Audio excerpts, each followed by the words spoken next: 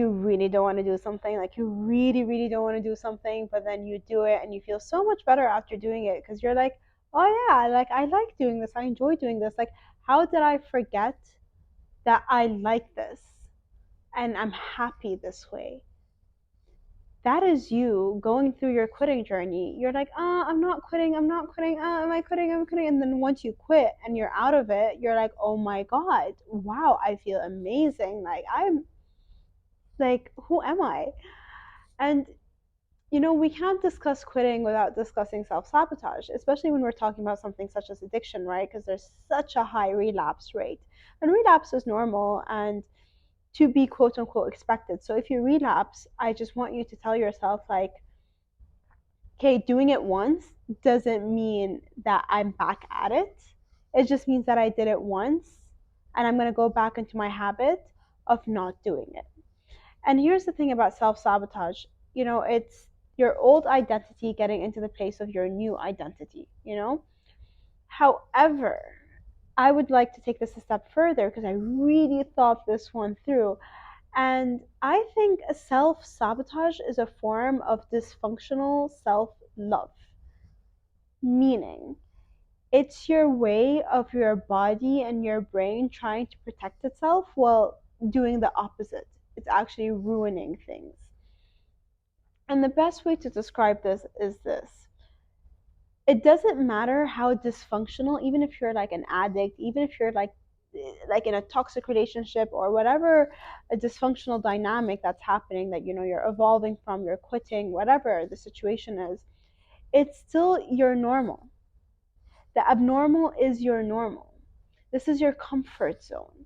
So when you break free from your comfort zone and you go into the growth zone, it's unknown. You don't know what's going to happen next. You broke the pattern today, so tomorrow is not going to remain the same. What's in store for tomorrow? It's terrifying. It's one of those aspects where you're the unknown could be so scary, and like, because our brains, especially if you come from a more trauma based background, and if you're an addict and if you're a hardcore addict, and chances are you are, your brain is so programmed to look for what is wrong and what could go wrong. Even if you're living in such a bad, bad, bad scenario, in a bad situation, because your brain is so programmed to look for danger, because essentially you're in survival mode, it's hard to look at a future that's safe and better than what you are experiencing at the moment. The growth zone is terrifying for you, even though if you take a step back and you look at the situation for what it is, you need the growth zone to evolve into your best potential, into becoming the best you that you could be, into just living a life free from the shackles of addiction. This isn't a life. You're stuck in this mode where you're a clog in the machine doing the same repeated thing, and you're a substance or an action or a person is in control of you. You're not a sovereign free being. You don't exist in your totality. And I know that sounds so harsh, but that is the reality of the situation. But in your brain, your subconscious, like reptilian brain, and your body that's trying to protect itself, doesn't know that. It doesn't know that the unknown is better than the known. So, what do we do about it? We desensitize ourselves. We desensitize ourselves, and that's why I keep insisting on you doing all these like quantum, like imagine your future life, imagine if things go well. You have to sit and force your conscious brain, okay, which is a really hard system, to really like put in thought and effort of like what my life could look like if things went well. Another thing in terms of when you're going through the process, it's really sad. It's really sad to evolve. It's really sad to go from one zone into another. It's really sad because here's the thing: when you go from your comfort zone into the growth zone, chances are you're not taking a lot of people with you. Chances are you're alone. Chances are so many things that are going to change in your life. And no matter how dysfunctional your past is, no matter how bad it is, you still are attached to it to a certain degree. You know, Stockholm syndrome happens when people that have been kidnapped become attached to their kidnappers, like they miss them. What is quote unquote trauma bonding? Trauma bonding is when someone traumatizes you and they terrify you and they abuse you and they do whatever they do to you, but then they make you feel better.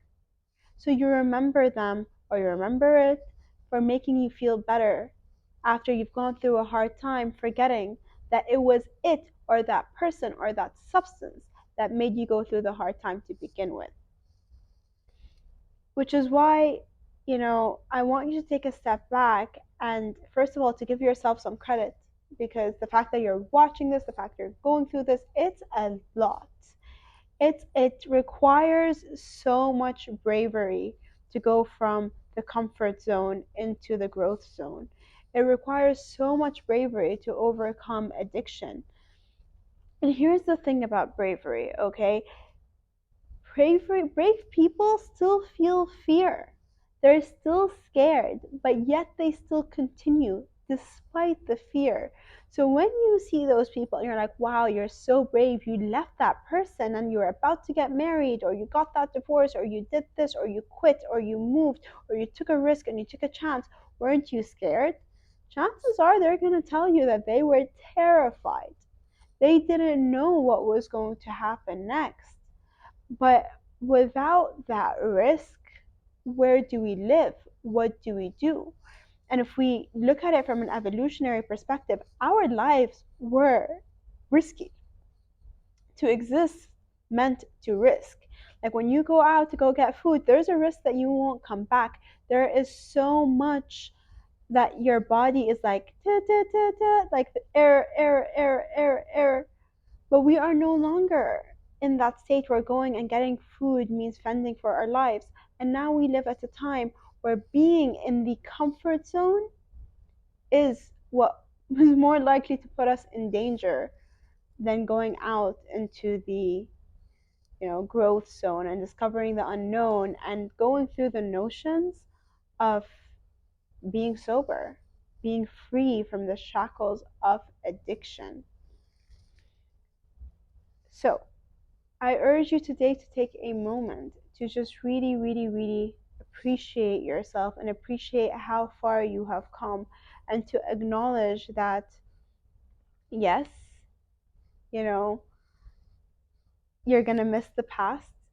And even if it's the bad things, you're going to miss it. But there's so much more in the future to look forward to. And that is what you are going to do. And in the future, you are going to make sure that this future is going to be incredible and it's going to be worthwhile of everything that you have done or all the risks that you have taken. And the fact that you decided to bet on yourself is incredible. And I want to remind you what I first said in the first video: you have a superpower. You have a superpower. You have tapped into your potential, and now it's time to direct it back to you, because you are capable of so much, so much, so much, so much. And I'm so, so, so proud of you. See you on the other side.